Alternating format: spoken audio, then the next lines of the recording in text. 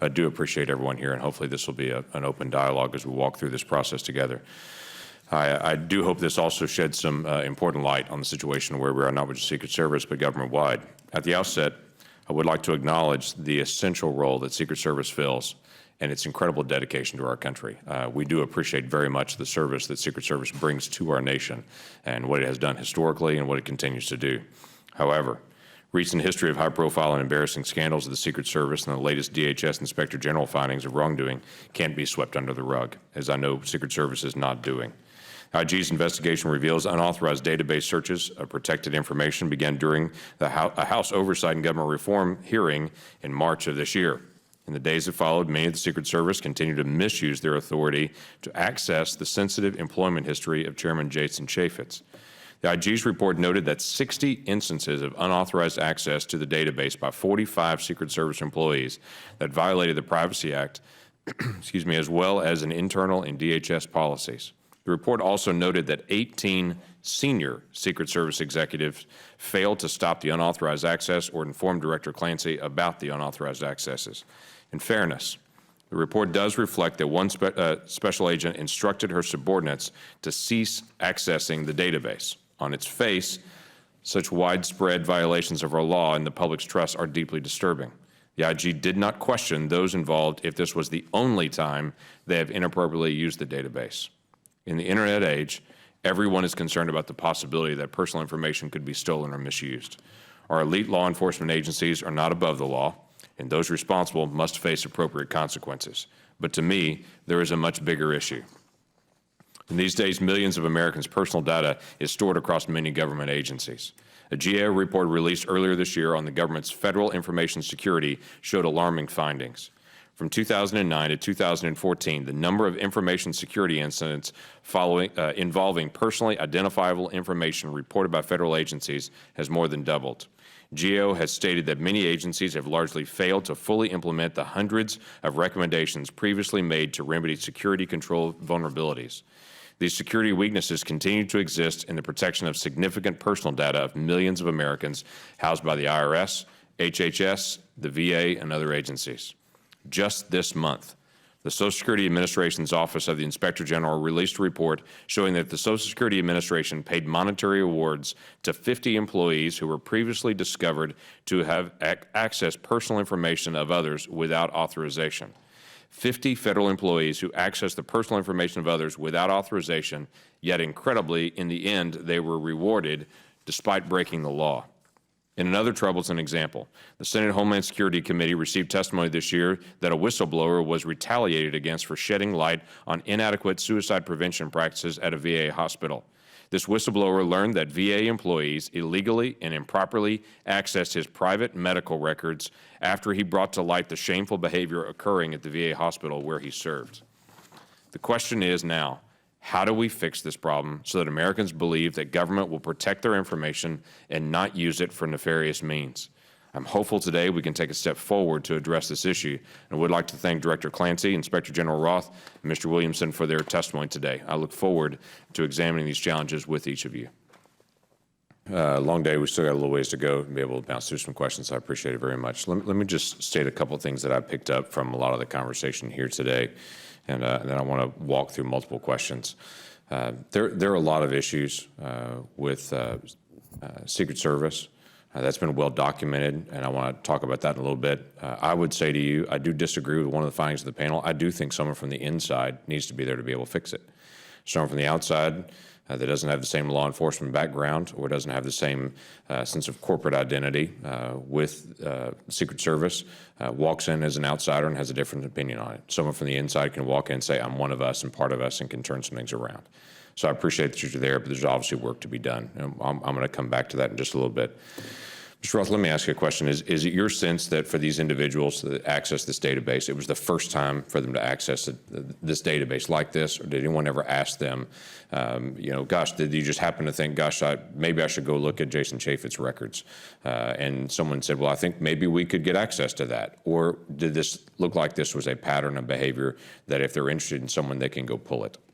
I think it ran the gamut, depending on the agent we talked to. Some of them didn't think it was wrong at all because what they called it was our database. It was a Secret Service database, unlike NCIC or TEX or one of the other sort of larger criminal databases. This was run by the Secret Service and saw nothing wrong with it. Others didn't understand that it was wrong until after they did it, and then they realized, well, gee, I probably should not have done it. It does. There's a training that happens multiple times a year. Both orally and electronically. There's your computer, when you start it up there, it says this is for official use only. It's still your perception that some individuals just kind of ignored all of that and said it's our database, we can do with it what we want. That's correct. Okay, well, the problem with that is if they can pull any member of Congress, if they can pull any individual there, that also means the new neighbor down the street, I can go check my records and see if there's, something on the new neighbor down the street. When their daughter starts dating some new guy, they can go pull his family and go pull the records on it. If this is someone they don't like, they can pull the records. What we saw from the VA, and we'll talk about this with GAO in just a moment, but the VA became a whistleblower there, and we found other employees that were then just pulling records that were medical records on someone they didn't like as a whistleblower in the process. The challenge that we have here is access to data and what's official and non-official, and how do we actually track this? So based on your perception of walking through this with Secret Service, is it your perception this has been an ongoing issue for some employees just to be able to use that database as just I can go look at it, whether it's official, non-official, and they blur those lines? That's the sense we got from at least some of the agents that we interviewed who had access to the database. Okay, Ms. Williamson, how do we deal with this? Social Security was identified 50 different individuals that were given merit bonuses at the end of the year, but also during the year had access to information for unofficial purposes and had looked people up. VA has this issue, which we can talk about at greater length, with someone grabbing information to be able to look at it. That's a whistleblower.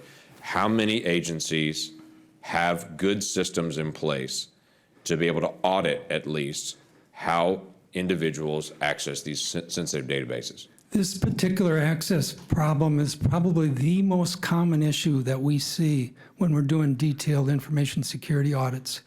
Too many people have access to things they don't need access to. It's not part of their job description. They don't have a need to know, but yet they're given access. So access is a real issue. It's one that I would say that's probably the most frequent one we come up with. Another issue that's interesting in this case is when you're collecting PII, one of the things you do is end up scheduling a records notice with NARA, National Archives and Records Administration, to, among other things, tell them how long you're going to keep the files before you dispose of it. I was kind of curious about why an application file from 2003 would be kept 12 years later. Those kinds of things should be disposed of fairly quickly. Right. And hopefully that's part of what the service will be doing going forward. You're supposed to schedule those records out and dispose of them at a certain date, sometimes 1 year, sometimes 5 years. Can you pause on that, Mr. Clancy? Has that been taken care of at this point? There's two different sets of information here, both the electronic records that are not applicable anymore and paper records, because it's my understanding that there are still some offices that, though the access point has been changed electronically, if you go into a file room, those old application files may still be there in paper form as well. Has that been dealt with as well? Yes, we are moving forward to, for example, with applicants, every 2 years, those files will be purged. Right now, there's an investigation going on with the Inspector General, so some of that will be delayed slightly until they're through the investigation, but that is the plan forward. And also, again, with the applicants in mind, 95% of the people that had access before no longer will have access because of the new system. So both paper and electronic for those offices around the country, do they still have access to paper records somewhere in a filing cabinet? I'll have to get back to you with a good, solid answer on that. I think we've moved away from a lot of the paper, but let me give you a better answer. Okay, that would be something wise to be able to evaluate as well. Yes, sir. Both the electronic version, the access point, and then obviously the paper version to make sure that that's also purged. It may be just if you have access to that room, you also have access to those files, and it's part of the challenge here. Let me come back to Mr. Williamson. Which agency would you identify and say this agency is a good model example of how to handle personally identifiable information? They're auditing well, they're tracking well, they're a model agency. Don't have one. No model agency. That's somewhat depressing. Yes, it is. Now, the more optimistic note, Since the OPM cyber disaster, this has become a major priority. OMB has charged up its priority, definitely elevated its priority on this. Agency heads now recognize that this is a critical issue that needs to be addressed. You know, when we first announced the information security area as high risk, first few years I was told, you know, oh, you're Chicken Little, the sky is falling. I don't hear that anymore. Sky fell. Yeah. Okay, so the challenge that we have here is dealing with, let me just give you one example of VA. This is something GAO has for years and years identified issues with VA. Yes, sir. How does this get better? How do we prevent unauthorized access of medical information and of private information for our veterans? Veterans Affairs has a significantly high percentage of systems that are considered high impact systems. That is, the disclosure of data or modification of the data because of the medical records is considered to be very severe in terms of its possible impact if it's lost, stolen, or reviewed by others. And given that, you have to put much stricter controls in place, including monitoring users and what they're doing, and if they have any atypical patterns in use. And Is this just an audit, or is this an algorithm that's created? this is an audit and algorithm. You can do it automatically. Right. And it's contained in National Institute for Standards and Technology guidance for high-impact systems. And like I say, VA has a significant percentage of high-impact systems where you've got to put these kind of controls in place to try to prevent the kind of situations that you described. Thank you. And I think the audit system is going to be the key. At whatever percentage that is, to be able to have for this computer at this spot, here's everything that you ran, and that they know at some point someone's going to just spot audit. You can't go through all of it. There's not a need to go through all of it. But just the simple accountability that sits out there somewhere to know there's an algorithm that's running to say, hey, there's a search for files that don't seem to be consistent with official records. There's a spot audit occasionally that you may come in and face discipline saying you pull records from your neighbor down the street or from someone you don't like. All of those things, I think, just become important onto it. We have a tremendous number of people that work in the federal workforce that are great people that generally love the country and love to be able to do what their job is. The problem is these small, as Mr. Clancy, as you mentioned, the 1% on it. I had to smile as we were walking through some of the conversation about Secret Service and picking on Secret Service today. I hope we're really not picking on you. This has become the latest example of multiple examples, whether that be VA or Social Security or others. It became this visual example again. But I have to tell you, as I've listened to some of the conversation on the dais about challenges with public relations nightmares and employees not doing their job and alcohol abuse and other thing else, we could, quite frankly, flip the tables and y'all could hold a hearing on members of Congress and have the same accusation. And I would assure you it's more than 1% of the members of Congress have some of these exact same issues. So this issue is a human behavior issue, but it's also a professionalism issue of taking the task seriously. So, Mr. Clancy, I'm going to give you an unfair list and just to be able to walk through a few things. And I'm going to tell you this in advance. As I have tried to start walking through some of the issues and the recommendations with Secret Service, it is the oldest general law enforcement entity in our country. It's an incredibly valuable resource to our nation. But my fear is some changes that have been put in place over the past several decades, it's not on your watch, have brought about some morale shifts on it. And what I'm trying to figure out is how do we shift morale back and how do we get on top of this? Otherwise, it's whack-a-mole with the different issues all the time. Overtime rules seems to come up over and over again as I talk to different agents and individuals, getting some sort of standard practice with their counterpart agencies. Accountability of leadership, so if there is a bad actor, everyone knows that's not tolerable in our agency. When you actually confront issues, everyone knows that's the standard and we're going to live up to it. If there is a bad apple, as has been stated in the group, or at some point that's flippant about it, everyone kind of works down to that level. Priority of new equipment and technology, I find that Secret Service is not getting the top priority for some of the newest technology and newest equipment among our DHS law enforcement, and I think that's demeaning. That sends a false message to Secret Service that they're not as valuable as some of the other aspects of DHS. Their responsibilities seem to be getting cluttered instead of a clarity where it has been historically for protection and for counterfeit duties. There seems to be other duties that seem to be kind of creeping into it that distract from the core mission here. The consistent career track seems to be a consistent theme that I've heard over and over again, that the career track seems to change, and so no one really knows what path they're on here. Am I off on any of these at this point? No, you're correct. And I'll just comment on your last, the career track. We did bring in a workforce of agents at different levels to try to look at the best career track moving forward. And we have just announced a couple of months ago a new career track for our agents so that they can plan their future. That's been one of the problems. You don't know if you're going to come to Washington or will you be able to go to Texas. And so we're, again, listening to our workforce, trying to find solutions. That's one of the things you can do if you're on the inside and you know full well what's happening. But I would encourage you in the career track, and you all have already examined this and go from there, the possibility that individuals that are on a previous career track still could finish that out. Yes. They could be grandfathered into that, or if they choose to shift to the other one, they could choose that as well. That gives them the option on it and feel like the new guy's got the new stuff or whatever it may be, but also have something to say, I started on this, I can actually complete this, and not feel like the rules are changing on me again as they walk through. This corporate identity is extremely important and is extremely valuable. And what I fear is that there's a growing sense of lack of importance of people that are incredibly important to our nation. I never want Secret Service folks to feel like they just guard doors for a living. They don't. They have an incredibly valuable role. And the morale and what you set and the role and the standard that you set will be incredibly important for years to come.